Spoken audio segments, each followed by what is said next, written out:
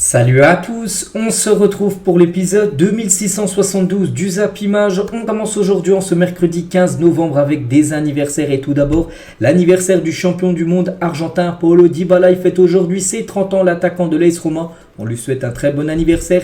Il y a également le défenseur coréen Kim Min-jae, défenseur du Bayern Munich, qui fête aujourd'hui ses 27 ans, au Viktor Tsygankov, qui est un joueur ukrainien de Girona. N'oubliez pas que Girona actuellement premier de la Liga. Il fête aujourd'hui ses 26 ans. On continue, on va parler de ce qui s'est passé hier soir. Il y avait du foot féminin et on commence avec la Ligue des champions féminine. Et regardez le premier match des Lyonnaises hier pour cette première journée de phase de poule. Elles jouaient du côté du Slavia Prague. Elles ont gagné 9-0 du côté de Prague. Donc regardez toutes les buteuses. Donc Gilles, elle a inscrit un doublé. Le Sommer, Diani, Renard et Goeberg, Majri. Ça a été un festival de buts. Donc les Lyonnaises égalisent le record de la plus large victoire en phase de groupe réalisée par le Barça face à Benfica. C'était la saison dernière. Le Barça s'était imposé 9-0 contre le Benfica. Mais là c'est la même chose, 9-0, c'est les plus gros résultats on peut dire, jamais une équipe a inscrit, mis un 10-0, mais 9-0 c'est le record. Et Lyon a égalé le record du Barça la saison dernière. Donc les statistiques du match, ça a été un match à sens unique quand tu gagnes 9-0, 25 tirs, 13 tirs cadrés pour 9 buts inscrits, seulement 4 arrêts de la gardienne de Slavia Prague qui a vécu une soirée cauchemar et une entame idyllique. C'est quand tu gagnes déjà un match à l'extérieur en Ligue des Champions, peu importe le résultat, c'est un bon résultat, mais quand tu gagnes à l'extérieur en gagnant 9-0, tu frappes fort. N'oubliez pas que Lyon c'est une grosse équipe parmi les clubs dans le foot européen. Elles ont gagné déjà plus de 7 fois quand même, je crois que c'est ça, 7 fois la Ligue des champions féminine. On va parler de Ada Hegerberg qui a été buteuse. Elle a marqué un but hier lors de la victoire 9-0, donc avec son nouveau but, donc 60e but en Ligue des champions pour cette joueuse. On la félicite, donc c'est une joueuse norvégienne. On va parler aussi de Wendy Renard. Elle a également marqué un but. Et face au Slavia Prague, donc Wendy Renard dispute son 111e match de Ligue des Champions. Incroyable. Elle entame sa 17e campagne de LDC d'affilée. Donc félicitations bien sûr à peut-être la plus grande joueuse, on va dire, de l'histoire de l'équipe de France et aussi peut-être de l'histoire de l'Olympique lyonnais. Il y avait aussi le Barça contre le Benfica. C'était également un match de Ligue des Champions. Un petit rappel, la saison dernière, il y avait eu un 9-0. Donc là, pareil, ils se sont retrouvés, on peut dire, en phase de poule. Et cette fois-ci, le Barça s'est imposé 5-0 contre le Benfica. 20 tirs, 8 tirs cadrés, 5 buts pour les joueuses du Barça. Là aussi, ça a été un match à sens unique. Et Alexia Putellas, elle a marqué son premier but en Ligue des Champions depuis mai 2022. Après, elle a été longtemps blessée. Donc c'est pour ça qu'elle ne pouvait plus jouer. Mais avec son nouveau but marqué, elle est désormais la meilleure buteuse de tous les temps du Barça en Ligue des Champions. On la félicite bien sûr, cette joueuse qui a remporté, n'oubliez pas, 2 ballons d'or. Le dernier a été remporté par Bonmati, mais les deux avant, c'est elle qui avait remporté le ballon d'or féminin. Les autres résultats, il y avait aussi 2 autres matchs. On peut voir Francfort qui s'est imposé 2-1 et l'équipe de Brann qui s'est imposée à Pölten également 2-1. Donc voici les 4 résultats. On peut voir quand même 2 équipes qui ont mis quand même des grosses corrections, le Barça et bien sûr l'équipe de Lyon. Le programme aujourd'hui, donc les 4 autres rencontres, il y aura un Bayern Munich à AS Roma, il y aura un Paris FC contre Aachen. Tiens, n'oubliez pas qu'il y a 3 équipes françaises. Donc il y a le PSG également qui se déplace à l'Ajax. Et il y aura Real Chelsea et le Paris FC. N'oubliez pas que le Paris FC a battu au barrage l'équipe de Wolfsburg. Une grosse équipe allemande qui a gagné aussi quelques fois la Ligue des Champions, Wolfsburg. Donc voilà, on leur souhaite bonne chance bien sûr aux 2 équipes de Paris. On continue, cette fois-ci on retourne dans le football homme, on va parler de la Coupe du Monde U17 qui se déroule actuellement et on va parler du Sénégal qui jouait hier contre la Pologne et le Sénégal s'est imposé 4-1, félicitations à eux. Donc les statistiques de la partie, on peut voir là qu'ils ont un peu plus dominé bien sûr le Sénégalais et surtout une belle victoire 4-1 et du coup c'est officiel, le Sénégal se qualifie en quart de finale de la Coupe du Monde U17, donc parfait pour eux, parce que là c'est la deuxième journée.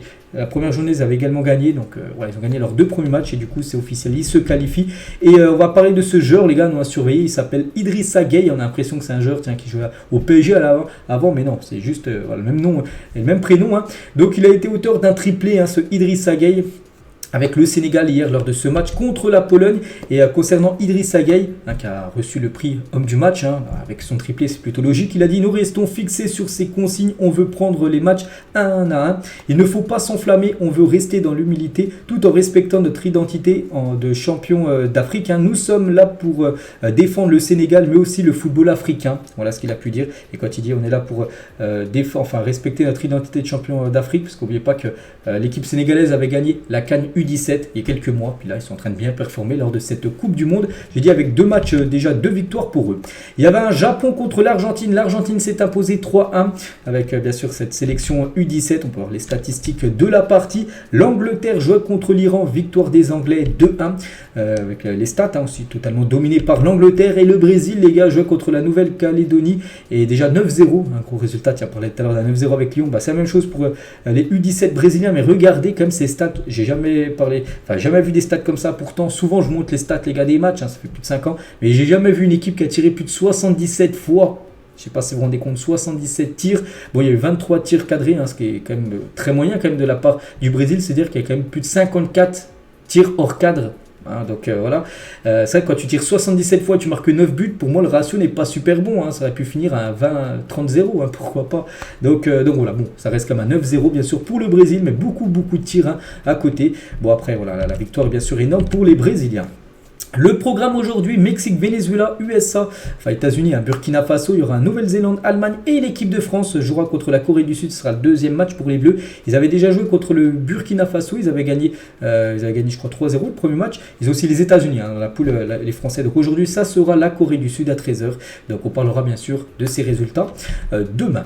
On va parler aussi d'un match aujourd'hui entre l'Israël et la Suisse. C'est un match qui devait se jouer lors de la dernière trêve. Ça n'a pas pu se jouer par rapport à ce qui se passe bien sûr du côté, vous savez, d'Israël, tout ça. Donc le match, du coup, se joue ce soir, c'est Israël-Suisse. Je ne sais pas où il se déroule, ça m'étonnerait qu'il se déroule en Israël, mais voilà, c'est un match important parce qu'on peut voir le classement des deux équipes. N'oubliez pas, c'est les 2 premiers qui se qualifient directement. Donc si la Suisse s'impose, pour l'Israël, ce sera très compliqué après de jouer à l'Euro l'année prochaine. Du côté de l'Afrique, il y a aussi des matchs aujourd'hui. Donc c'est des matchs pour se qualifier pour la future Coupe du Monde. Là, on ne parle plus de la CAN, parce que la CAN, déjà les groupes ont été dévoilés. La CAN commence dans moins de 2 mois, mais là c'est pour la prochaine Coupe du Monde. Donc il y aura un Guinée équatoriale, Namibie, Rwanda, Zimbabwe, la RDC contre la Mauritanie et l'Éthiopie contre la Sierra Leone. On parlera bien sûr de ces 4 résultats demain, jeudi.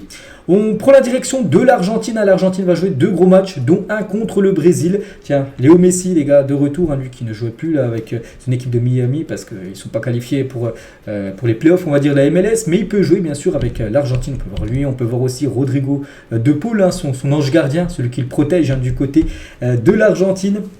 C'est une photo de l'entraînement, c'était hier bien sûr. C'est une photo de ces deux-là. Donc c'est Lautaro Martinez avec Otamendi. Donc là on peut voir souriant. Mais regardez, il y a quelques semaines, c'est affronté en Ligue des Champions avec le Benfica contre l'Inter. Regardez le regard qui s'était jeté, les deux. Les deux avaient été capitaines, c'était avant de rentrer lors d'un match. Puis voilà, bien sûr, il y a une bonne entente entre les deux. Il n'y a pas de souci. On revient en France, la une du journal L'équipe aujourd'hui en ce 15 novembre, ça parle de l'Olympique de Marseille, droit dans le flou tout simplement. Voilà, en une de ce journal. Donc si on zoome un petit peu ce qui est inscrit sur cette une. Donc le président Pablo Longoria tente de rassurer ses troupes. L'actionnaire Franck Macourt, propriétaire du club, se fait de plus en plus discret et l'entraîneur Gattuso court après les points en Ligue 1. Sale temps pour l'Olympique de Marseille. C'est vrai qu'il y a pas mal de soucis à gérer, on peut dire, du côté de la direction marseillaise. Et tout d'abord, Franck Macourt veut-il vendre l'OM? Point d'interrogation, parce que si le club Macourt continue à démentir mollement les rumeurs de vente, le propriétaire de l'OM n'a jamais été aussi distant du club que ces dernières semaines, parce qu'il y a des rumeurs quand même depuis quelques temps que j'entends que Marseille pourrait se faire racheter par un fonds saoudien. C'est une bonne nouvelle, je pense, pour les supporters de Marseille, parce qu'ils injecteraient, je pense, beaucoup d'argent peut-être pour rivaliser avec le PSG en Ligue 1, alors que Franck Macourt, il est là depuis 2016. N'oubliez pas que lui, c'était son OM Project. De gagner le championnat 3 ou 4 ans après son arrivée. Il est arrivé en 2016, en 2023. Donc voilà, si on fait le bilan, c'est un bilan très moyen. Et c'est vrai que c'est un fonds saoudien. Ils achèteront plus d'argent dans les caisses du club que Franck Macourt. Donc on ne sait pas s'il va vendre le club ou non. Et d'après le journal La Provence plutôt, ce journal marseillais, donc sur Franck Macourt, ils ont mis un petit message. Ils ont mis ce dernier, malgré la pression et les résultats brouillons de l'OM. Donc Franck Macourt ne semble pas destiné à vendre l'Olympique de Marseille. Donc pour l'instant, une vente de l'OM d'après le journal La Provence. Je pense qu'ils sont bien renseignés vu que c'est le journal un peu du côté de Marseille. Donc Franck Macourt ne veut pas vendre l'Olympique de Marseille. Pablo Longoria confirme des discussions avec Mehdi Benatia. C'est l'une des personnes avec lesquelles on a parlé, c'est vrai. Il y a en ce moment des discussions avec différents candidats pour devenir le nouveau directeur sportif du club et il le dit, Longoria, voilà, qu'il y a des dialogues entre lui et tout simplement Benatia pour que l'ancien joueur de la Juventus soit le directeur sportif de l'OM. Longoria toujours contredit la version d'Alexis Sanchez sur son départ de l'OM. Donc il a dit on lui a proposé une prolongation de contrat au mois de mai. Il a temporisé et cherché à faire un peu de spéculation. La dernière proposition qu'on lui a faite était supérieure au salaire de Pierre-Emerick Aubameyang, qui est le joueur le mieux payé du côté de Marseille. Ils lui ont proposé quelque chose et du coup il n'a pas accepté. Pourtant Alexis Sanchez, parce que là on peut voir que Longoria contredit la version de Sanchez, parce que Sanchez lui de base il avait dit que Marseille lui avait rien proposé et c'est pour ça que du coup il n'était pas resté à Marseille. Et voilà, Longoria dit bien que quelque chose avait été proposé, une prolongation, et que Sanchez a tout simplement pas voulu accepter cette prolongation du côté de Marseille. Toujours avec Longoria, annonce qu'il souhaite s'inscrire dans la durée à l'Olympique de Marseille à partir du moment où j'ai pris la décision de continuer. Cela s'inscrit dans la durée, le contraire serait une irresponsable et un manque de respect envers l'institution de l'Olympique de Marseille. Toujours avec Longoria, il assure s'être trompé sur les changements de coach fait à l'OM. Je dois faire de l'autocritique, c'est une erreur de notre côté en gros de ne pas avoir analyser et de minimiser la transition d'un style de jeu à l'autre. On a pris ça à la légère, c'est pour ça que des fois il y a des entraîneurs en gros que Marseille n'aurait pas dû prendre. Il n'a pas dit non, il n'a pas voulu dire de non, je sais pas, peut-être Marcelino, peut-être Igor Tudor, peut-être Sampoli, on ne sait pas, mais voilà, en gros il y a des entraîneurs en gros qui regrettent tout simplement qu'ils ont entraîné l'équipe de Marseille. Longoria toujours, je crois qu'il y a une relation et un mode de fonctionnement très particulier avec les supporters. Ce ne sont pas les mêmes types de relations des dirigeants envers les associations de supporters en Italie ou en Espagne où c'est différent que la relation en France avec les supporters, par exemple du côté de l'OM. Et toujours avec Longoria, revient aussi sur la réunion du 18 septembre dernier. Souvenez-vous, cette réunion qu'on avait beaucoup parlé, où il y avait Marcelino qui était présent, et juste après la réunion, enfin 1 ou 2 jours après, il avait démissionné, Marcelino, parce que il avait été menacé, tout ça, enfin c'est ce qui s'était dit. Donc il est revenu par rapport à ça, il a dit il faut toujours dire la vérité. Est-ce qu'il y a eu des menaces? Oui. Est-ce que cela a dépassé les limites dans tout le contexte sportif? Oui. Est-ce que les groupes de supporters ont admis avoir dépassé les limites? Oui. Est-ce qu'il y a eu des menaces de mort? Non. Et à aucun moment je n'ai dit qu'il y avait eu des menaces de mort, car c'est une parole très forte, une menace de mort. Il y a eu des menaces, mais pas jusqu'à une menace de mort. Mais en même temps, je considère que peu importe le type de menace d'un supporter envers un dirigeant d'un club de football, cela ne doit pas être accepté. Donc voilà, il est revenu par rapport à ce qui s'était passé en septembre dernier. Donc voilà tout ce qu'il avait à dire sur l'Olympique de Marseille. On continue, toujours en France, on va parler d'un autre grand club, le Paris Saint-Germain. Et officiel, Kylian Mbappé est élu joueur du mois d'octobre en Ligue 1. On a le choix entre Warren Zaïre et un autre joueur, je ne me souviens plus c'était qui. Et du coup, voilà, le vainqueur, c'est Mbappé, les gars. Donc au cours du mois d'octobre, il aura marqué 3 buts en Ligue 1 et c'est lui qui remporte ce prix. Félicitations à Kylian Mbappé, il aura une carte très bientôt à débloquer, POTM sur le jeu Ultimate Team pour ceux qui jouent sur FC. Et Mbappé, donc avec ce nouveau prix du joueur du mois, c'est déjà le 10e prix du joueur du mois qu'il remporte depuis qu'il a commencé sa carrière. Et c'est énorme bien sûr pour Kylian. Donc c'est un record bien sûr en France. Donc plus grand nombre de trophées de joueur du mois remportés depuis 2003. Depuis en gros que ce joueur du mois a mis en place Mbappé 10 fois. Deuxième c'est Ibrahimovic 5 fois. Mbappé a le double par rapport à Ibrahimovic, Ribéry 4, Hazard 4, Pastore 4 et Mbappé 10. On peut déjà se poser une question, est-ce que c'est le plus grand joueur de l'histoire du championnat français? Peut-être, c'est quand on voit déjà ça par rapport au nombre de fois où il a été élu joueur du mois, puis voilà, tout ce qu'il fait bien sûr. Pour moi je pense que même s'il est encore jeune, je pense qu'actuellement c'est le meilleur joueur de l'histoire du championnat français tout simplement, Kylian Mbappé. Toujours avec les joueurs du mois, cette fois-ci du côté de l'Allemagne, et c'est 3 sur 3 pour Victor Boniface à remporter le trophée Rocky, en gros le trophée du meilleur joueur du mois pour la 3e fois consécutive. Donc le mois d'août, le mois de septembre et le mois d'octobre. Donc c'est l'attaquant du Bayer Leverkusen, un petit rappel, Leverkusen ça fonctionne très bien, que des victoires à part un nul en début de saison contre le Bayern Munich, et de nouveau un joueur récompensé, le même à chaque fois, c'est Victor Boniface. On va parler d'une mauvaise nouvelle. On a appris ça il y a quelques heures. Donc Alessandra Bianchi, ambassadrice du football italien, notamment passée par Canal+, l'équipe du dimanche. C'était le soir à la fin du match. Bon, c'était il y a quelques années. Donc elle est passée aussi sur RMC. L'équipe est décédée. Nous adressons nos plus sincères condoléances à sa famille et à ses proches. Donc en gros, c'est elle qui parlait du championnat tout simplement italien. Enfin, quand elle était interviewée dans le journal l'équipe du dimanche, donc on pense fort bien sûr à elle. Donc c'était une grande fan de l'AS Roma, on peut la voir bien sûr avec le légendaire Totti. On continue avec Daniel Riolo ne veut pas entendre parler d'un Griezmann sous-coté de la part de Didier Deschamps alors qu'il ne lui fait même pas alors qu'il ne veut même pas donné le brassard de capitaine. Hein. Donc il a dit, Riolo, c'était hier soir dans l'after RMC, Deschamps en a parlé en venant d'un petit peu chouiné, en parlant de reconnaissance, il n'avait qu'à lui donner le brassard de capitaine parce que Deschamps a dit que Griezmann n'était pas assez reconnu, tout ça. Voilà, alors que Riolo il dit, si tu veux qu'il soit reconnu, donne-lui au moins le brassard de capitaine. Hein. Puisque Deschamps dit que c'est son chouchou, pourquoi ne lui a pas donné le brassard? Il avait toute légitimité pour être le capitaine de cette équipe de France. N'oubliez pas que Griezmann l'avait un petit peu mal pris quand ça avait été officiel, Mbappé avait été le nouveau capitaine de l'équipe de France, c'était déjà il y a quelques mois. Et voilà, Griezmann, c'est vrai qu'il a un petit peu tiré la gueule, on peut dire. Hein. Donc qu'ils ne viennent pas reprocher aux gens de le sous-coter ou d'un manque de reconnaissance alors qu'il ne lui a pas donné le brassard. Je reste convaincu que Griezmann est top 3 de l'histoire de l'équipe de France. Hein, c'est Riolo qui dit ça. Mon top 3, donc Zidane, Platini 2e et Griezmann 3e. Pour moi, Griezmann a même sorti Thierry Henry du top 3 des meilleurs joueurs de l'histoire de l'équipe de France. C'est vrai que moi je suis plutôt ok pour lui, hein, pour rapport au top 3. Hein. Zidane, pour moi c'est le premier, il est au-dessus de tout le monde. Platini 2e, et c'est vrai qu'après 3e, il y a plein d'autres joueurs. Henry, c'est vrai qu'on peut penser, bon peut-être pas encore Mbappé, peut-être en fin de carrière on pourra mettre Mbappé certainement dans le top 3. Mais Griezmann, top 3 actuellement, je pense. Hein, qui mérite sa place. Hein. Donc c'est vrai qu'il aurait pu avoir, on pense, ce brassard de capitaine, mais bon, c'est que Deschamps l'a donné à Kylian Mbappé. Donc voilà, il a dit ça hier, tiens, c'était sur RMC Foot. On continue, l'équipe de France joue, ça sera, donc on est mercredi aujourd'hui, c'est samedi, hein, ça sera 20h45 contre Gibraltar. Donc Marcus Thuram pressenti à la pointe de l'attaque de l'équipe de France. En gros, il devrait commencer numéro 9. Hein. Par exemple, Giroud, même Colomoni devrait être sur le banc lors de cette rencontre. Donc le match se déroulera à Nice, hein, voilà, ce France-Gibraltar. Et après, n'oubliez pas que mardi prochain, dans ces jours, ça sera un déplacement en Grèce pour le dernier match de l'équipe de France avant le mois de mars. Hein. Le prochain match, ce sera au mois de mars 2024.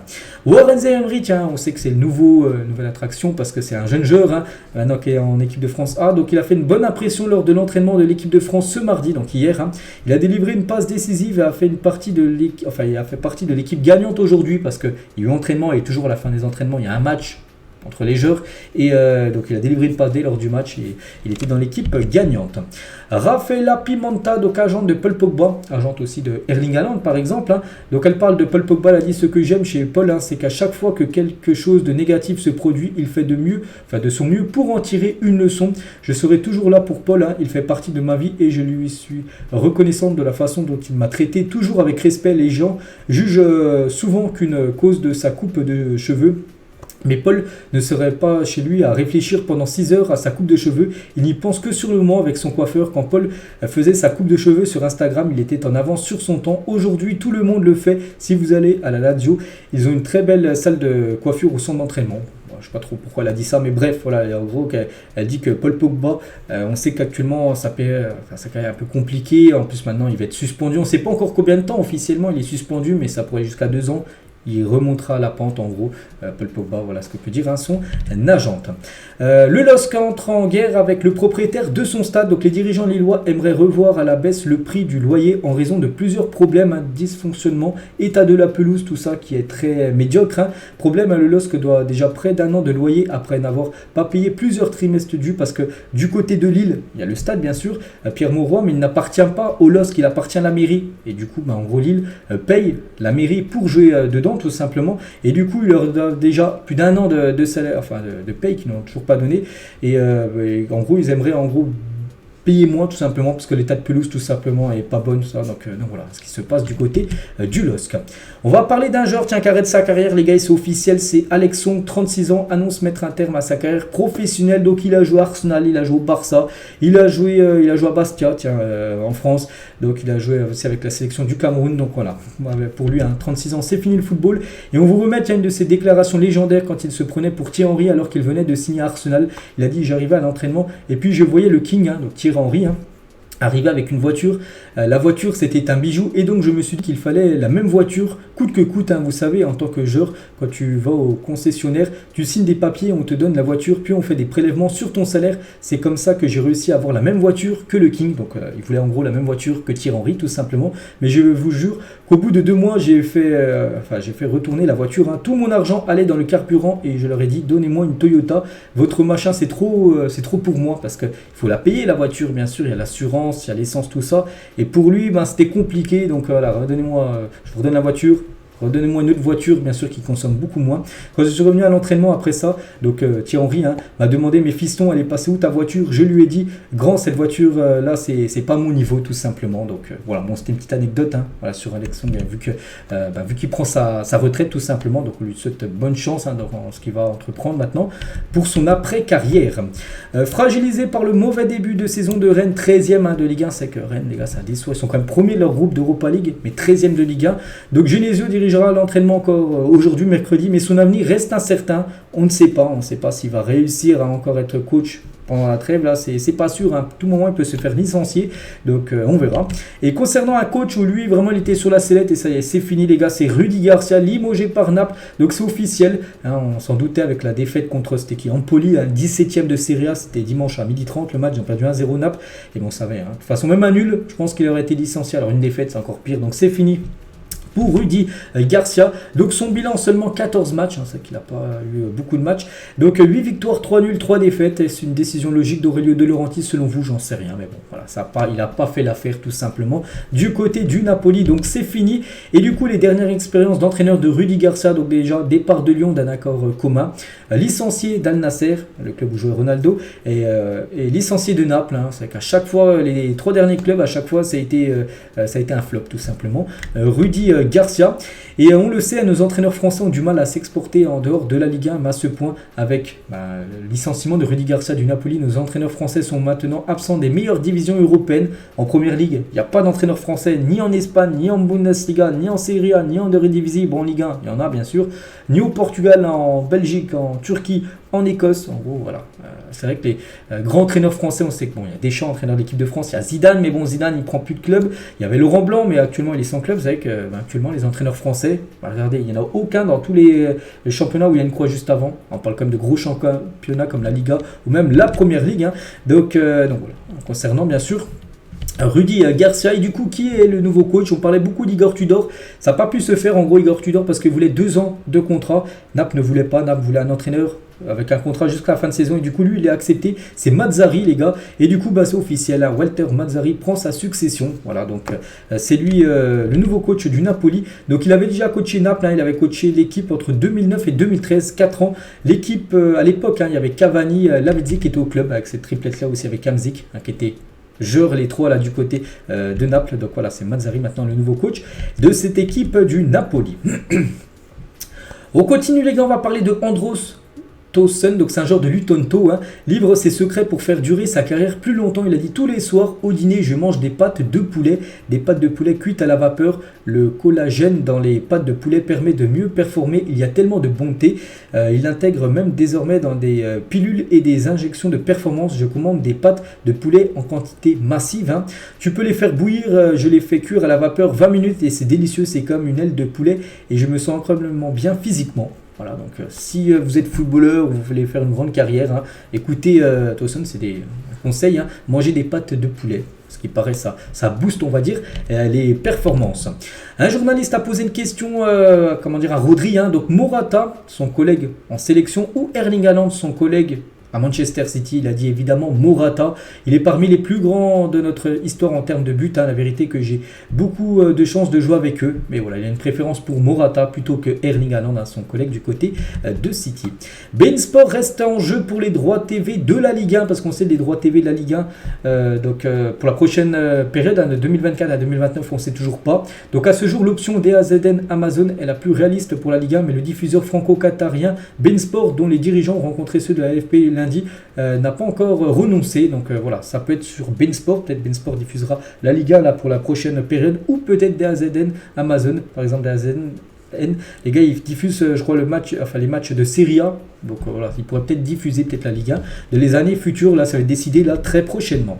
Ismaël Benasser nous a évoqué les attentes de sa famille qui viennent avec le succès. Donc là, en gros, il y a une interview avec le Twitter Instant Foot. Il y avait une question par rapport à ça. Donc des fois, je donne des sous à ma mère. Je lui dis: tiens, fais-toi plaisir s'il te plaît. Et elle fait quoi? Elle met des sous de côté pour moi au cas où il se passe quelque chose. Donc voilà, c'est bon. Vous pouvez retrouver bien sûr toute son interview. C'est sur la chaîne YouTube de Instant Foot. On continue, les gars. On va parler de quelques clubs en Angleterre. par rapport à la saison dernière, pareil, après 12 matchs de Première Ligue, ça donne quoi? Donc la saison dernière, Liverpool c'était 8e au même moment là, de la saison, et là ils sont 2e. La saison dernière, ils avaient 16 points, ils en ont 27 là, donc ça va bien mieux pour Liverpool que la saison dernière. La même chose tient du côté de Leverkusen. Leverkusen cette saison premier avec 31 points. La saison dernière ils étaient 11e avec 9 points. C'est fou hein, donc voilà. Du côté de Girona, la saison dernière c'était 14e avec 13 points et cette saison surprenant premier avec 34 points devant le Real, le Barça, même l'Atlético. Donc là aussi hein, bien sûr beaucoup de points, 21 points de plus comme que par rapport à la saison dernière après 13 matchs. C'est fou. Et du côté d'Aston Villa, donc la saison dernière, ils étaient 15e avec 12 points et cette saison, ils sont 5e avec 25 points, 13 points de plus. Voilà, par exemple, des équipes là qui réalisent un gros début de saison par rapport à la saison dernière. On va parler de Ramsdale, donc Nick Ramsdale, hein, c'est le papa d'Aaron Ramsdale, donc le gardien de Arsenal, se confie sur son fils qui a perdu sa place de numéro 1 dans les buts d'Arsenal depuis l'arrivée de David Raya. Il a dit Aaron a perdu ce sourire, c'est vraiment difficile de le voir comme ça et nous n'arrêtons pas de lui dire qu'il faut continuer à sourire. Il continuera à se battre pour remporter des titres avec Arsenal. Raya est un grand gardien, ce n'est pas de sa faute. C'est vrai que du côté d'Arsenal, c'est qu'on ne sait pas ce qui s'est passé par rapport au poste de gardien de but la saison dernière. Ramsdale, meilleur gardien de la Première Ligue, hein. Vous savez il y a l'équipe type et il a reçu le prix du meilleur gardien de la Première Ligue. Et Arsenal et Arteta voulaient un nouveau gardien pour le remplacer. Donc du coup David Raya est arrivé au club. Et maintenant Ramsdale est le numéro 2, Raya est le numéro 1. Et Ramsdale ne comprend pas et ça se passe mal. Regardez, même son père qui dit en gros qu'il a perdu le sourire. Que voilà, en gros il a du mal tout simplement à être remplaçant. Hein, alors qu'il a fait une magnifique saison dernière. Donc voilà, concernant le gardien des Gunners. Gattuso souhaite recruter un latéral gauche et un ailier cet hiver. Donc voilà. Marseille, tiens qu'on parlait tout à l'heure les gars, Marseille pour avoir peut-être 2 renforts là lors du prochain mercato. Une petite photo d'Erling Haaland du côté de Oslo en Norvège, hein, où il est en mode camouflé ou en mode où il fait froid, parce que regardez ce qu'il a pu mettre, où il prépare les 2 prochains matchs de la Norvège, hein, des matchs pour se qualifier pour l'Euro, mais je crois que c'est même déjà officiel, je crois que la Norvège, hein, même s'ils gagnent leurs 2 derniers matchs, hein, ils ne seront pas à l'Euro, c'est sûr, donc il n'y aura pas d'Erling Haaland du côté de l'Allemagne l'année prochaine. Pour ce retour en Colombie, Luis Diaz a retrouvé son père. Hein, c'est qu'on avait parlé là ces derniers jours que le papa de Luis Diaz avait été enlevé par des personnes en Colombie.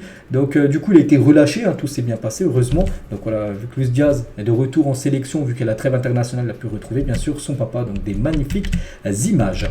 On continue les gars avec Olivier Giroud lors du dernier match de l'AC Milan. Il y a eu 2 partout, c'était contre Lecce, pourtant il menait comme 2-0 hein, à Milan. Mais lui en fin de match il a pris double jaune et du coup carton rouge. Exclu face à Lecce, Giroud est suspendu 2 matchs et ratera les matchs du Milan face à la Fiorentina et face à Frosinone. Donc voilà, 2 matchs de suspension pour Olivier Giroud. On va parler qu'il y a toujours de l'AC Milan, vu que ça les concerne. Donnarumma sur les sifflets de San Siro. C'était la semaine dernière, hein, lors du match AC Milan PSG. Il a dit que ce n'était pas facile sur le terrain. Vous essayez de ne pas vous laisser distraire et de rester dans votre match. Hein. Mais après la rencontre, vous ressentez les effets et libérez certaines émotions. Parce que bien sûr, il a été beaucoup sifflé, certainement insulté. Il a entendu des insultes. Il y avait des billets, des faux billets de banque, hein, où c'était marqué mercenaires, tout ça. Donc voilà, bien sûr, il a fait outre ça. On se souvient, il a fait un énorme match, hein, malgré la défaite du PSG. Federico Valverde se dit impuissant face à Léo Messi parce que là dans quelques jours, donc là il a dit ça en conférence de presse uruguayenne parce que l'Uruguay va affronter l'Argentine, là, je ne sais pas c'est quand mais c'est pendant cette trêve, hein. Il a dit je ne sais pas comment arrêter Messi, je n'ai pas pu l'arrêter, j'ai joué beaucoup de matchs contre lui quand il est à Barcelone et Casemiro a toujours été une arme contre Léo, il faut le respecter parce que c'est l'un des meilleurs joueurs du monde. Voilà ce qu'a pu dire tout simplement Federico Valverde avant d'affronter l'Argentine de Léo Messi. Officiel, Nicolo Fagioli, 22 ans, prolonge jusqu'en 2028 avec la Juventus Turin, on peut le voir. Hein. Fagioli qui est juste derrière, enfin plutôt devant l'écusson de la Juventus. Et voilà, n'oubliez pas que ce joueur quand même est suspendu 7 mois à cause de paris sportifs ou qu'il aurait fait alors qu'il n'avait pas le droit. Donc voilà, mais il prolonge quand même. Hein. La Juventus lui apporte la confiance, du soutien en prolongeant bien sûr son contrat. Premier rassemblement avec les Pays-Bas pour Dalinga. Donc vu qu'il y a quelques jours ont été blessés du côté des Pays-Bas, il a été appelé pour la première fois avec la sélection néerlandaise à 23 ans et c'est que les derniers jours ont été magnifiques pour lui. Donc jeudi dernier, donc jeudi 9, hein, donc buteur face à Liverpool en Europa League, dimanche buteur pour son 4e match de suite en Ligue 1 et mardi première sélection avec son Pays-Bas. Donc Dalinga actuellement sur un nuage et c'est que regardez les gars, c'est quand même un très bon joueur, hein, depuis quand même quelques années il confirme, hein. Donc par exemple il a inscrit en 2021-2022 36 buts et 9 passes D en une saison de D2 néerlandaise avec Excelsior. Donc il est transféré à Toulouse à l'été 2022 pour seulement 2 millions d'euros, enfin 2,5 voilà, pour être précis. Donc il découvre le haut niveau ici, une très belle une saison pour une première en France avec 18 buts en championnat et vainqueur de la Coupe de France, pas mal.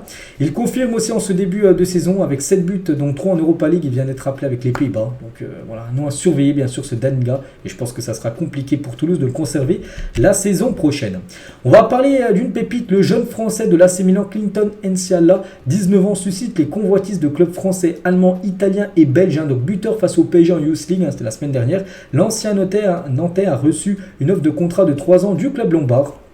Voilà, jeune joueur français Enciala. En gros, il y a pas mal d'équipes qui s'intéressent à son profil. Et en gros, il pourrait lui plutôt prolonger du côté de l'AC Milan. On va parler d'une autre pépite. Le Barça ciblerait Ibrahim Diarra, pépite malienne de 16 ans, qui impressionne actuellement lors de la Coupe du Monde U17 avec le Mali, qui est également qualifié. Donc il évolue actuellement dans l'Académie Africa Foot et il devrait signer normalement très prochainement du côté du FC Barcelone. Autre pépite, lui j'en avais parlé il y a quelques jours, il y avait le Erwigo de Fabrizio Romano, il s'appelle Nestori Irankunda, donc c'est un joueur australien, il évolue actuellement en première division australienne, et du coup il signe du côté du Bayern. Le Bayern vient d'annoncer la signature du jeune Irankunda contre un peu plus de 3 millions d'euros en provenance de Adelaide United, donc une équipe australienne. Donc l'ailier australien de 17 ans rejoindra les Bavarois à partir de l'été 2024, avec Matistel né en 2005, Musiala né en 2003, et Irankunda qui est encore plus jeune que Matistel. Il est né en 2006. Le Bayern prépare déjà l'avenir pour son secteur offensif. Voilà, il joue ailier droit. Ailier, je ne sais plus à droite ou à gauche. Mais voilà, une arrivée du côté du Bayern Munich et c'est signé, on le verra en juillet prochain. Et tiens, en parlant encore des pépites, donc la Coupe du Monde se joue actuellement U17, actuellement en cours, mais ces jeunes stars ne sont pas là car elles sont déjà avec les équipes seniors comme Lamine Yamal. Il aurait pu jouer avec l'Espagne U17, mais il est déjà avec le groupe pro espagnol. La même chose pour Warren Zemri, il aurait pu jouer la Coupe du Monde U17 avec l'équipe de France. Il est avec la sélection A. La même chose pour Hendrik du côté du Brésil, et la même chose aussi pour Kandri Paez. C'est un joueur équatorien lui aussi, qui évolue avec l'équipe A déjà de l'Équateur. Les joueurs de Nîmes n'auraient même plus de bouteilles d'eau et seraient obligés de remplir leur gourde au robinet à l'entraînement parce que du côté de Nîmes, les gars, c'est la crise totale. L'entraîneur Frédéric Bompard avait lui déjà déclaré ne plus avoir de chauffage ni d'eau chaude dans les vestiaires. Donc voilà, concernant cette équipe de nationale, voilà, c'est très compliqué financièrement, ils sont dans le rouge total là. Et n'oubliez pas que cette équipe a joué encore quelques années en Ligue 1. Eder Militao est sur le point de prolonger son contrat avec le Real Madrid jusqu'en 2028 ou 2029. Là, c'est qu'il y a eu 4 joueurs du Real qui ont prolongé ces dernières semaines. Je me souviens, il y a Vini, Rodrigo, il y a eu Camavinga, Valverde. Et le prochain, là où ça devrait être annoncé, peut-être aujourd'hui, demain, j'en sais rien. Certainement dans la semaine, ça devrait être Militao qui devrait prolonger, soit jusqu'en 2028, soit 2029. Tiens, toujours du côté du Real. Donc officiel, touche à l'épaule, Jude Bellingham a quitté le rassemblement avec l'Angleterre. Donc en gros il est forfait pour les 2 prochains matchs de l'Angleterre, Malte et la Macédoine du Nord. Il s'était blessé à l'épaule, pour ça qu'il n'avait pas joué aussi le dernier match, c'était contre Valence un samedi dernier. Et du coup retour pour lui à Madrid. Donc il était bien avec la sélection anglaise, il a fait des tests mais c'est pas possible, il ne peut pas jouer. Du coup retour à Madrid pour Jude Bellingham, bon rétablissement à lui. Dani Alves passera prochainement devant le tribunal, les experts ayant apporté des preuves suffisantes. Pour rappel, l'ancien joueur du Barça et du PSG est accusé d'avoir violé une jeune femme dans une discothèque en décembre 2022. Tiens, c'était fin d'année, je crois que c'était le 30 décembre l'année dernière. Donc là, tiens, dans un mois, ça va faire 1 an qu'il est en prison. Et là, il va repasser devant le tribunal pour demander tout simplement de sortir de prison, Alves. Donc voilà, des nouvelles bien sûr de l'ancien joueur du UFC Barcelone. Des nouvelles, tiens, aussi de Kasper Dolberg, 26 ans, retrouve enfin des couleurs. Aujourd'hui, Anderlecht, il est le 2e meilleur buteur du championnat belge avec 9 buts en 13 matchs. Ça fait vraiment plaisir pour ce joueur qui a enchaîné les galères entre diabète, blessure, épisode dépressif. C'est vrai qu'il avait joué en plus à l'Ajax, il avait joué à Nice où il a flopé. Donc là, il est parti à Anderlecht et ça se passe plutôt bien pour Dolberg. Donc bonne nouvelle pour lui. Il y a une déclaration de Nico Williams, le joueur de Bilbao qui est en fin de contrat en fin de saison. Il a dit: le fait que de grands clubs comme le Real Madrid, le Barça et des clubs de première ligue me veulent signifie que je fais bien les choses. Ma décision est claire et mes agents y travaillent. C'est quoi sa décision? Est-ce que ça peut être une décision de prolonger à Bilbao? On ne sait pas. Ça peut être d'aller dans un autre club. C'est vrai que le Real et le Barça le surveillent de très très près vu qu'il est intéressant. Donc déjà il est jeune, il est talentueux et il est surtout en fin de contrat, c'est-à-dire gratuit dès le 1er juillet prochain. Donc c'est pour ça qu'il y a des grands clubs anglais ou même le Barça et le Real qui s'intéressent à lui. Regardez tous les joueurs blessés actuellement du côté de Manchester United, ça fait beaucoup. On peut voir en plus des grands joueurs comme Martinez, comme Ojlund, comme Casemiro, comme Eriksen. Voilà, tous ces joueurs sont actuellement blessés du côté de Manchester. Antoine Griezmann a atteint la barre des 300 buts dans sa carrière avec son but inscrit le week-end dernier. 786 matchs en équipe de France et tous les clubs où il a pu jouer pour 300 buts et 142 passes D. Regardez quand même ses trophées, dont son plus gros trophée, bien sûr, la Coupe du Monde remportée. Une Europa League, une Nation League, une Super Coupe de l'UEFA, une Super Coupe d'Espagne, une Coupe du Roi. Fait-il partie du top 10 des meilleurs joueurs de ces 10 dernières années? Certainement, bien sûr, pour Antoine Griezmann. Et on finit cet épisode avec ces joueurs-là. Parce que ça devrait certainement être des 4 là. Donc pour vous, qui va finir meilleur buteur de l'année 2023? On peut voir chaque joueur combien ils ont marqué de buts depuis le 1er janvier en gros de cette année. Donc Mbappé en a marqué 43, Haaland en a marqué 48, c'est le meilleur buteur actuellement on peut dire. Harry Kane 47 et Ronaldo 45. Donc il reste encore un mois et demi de compétition jusqu'à fin décembre. Donc lequel marquera le plus de buts? N'hésitez pas à mettre ça en commentaire. On verra bien sûr. On verra. Allez moi les gars, je vous laisse parce qu'on finit avec ça. J'espère que ça vous a plu. On se retrouve demain bien sûr pour le prochain numéro. À demain.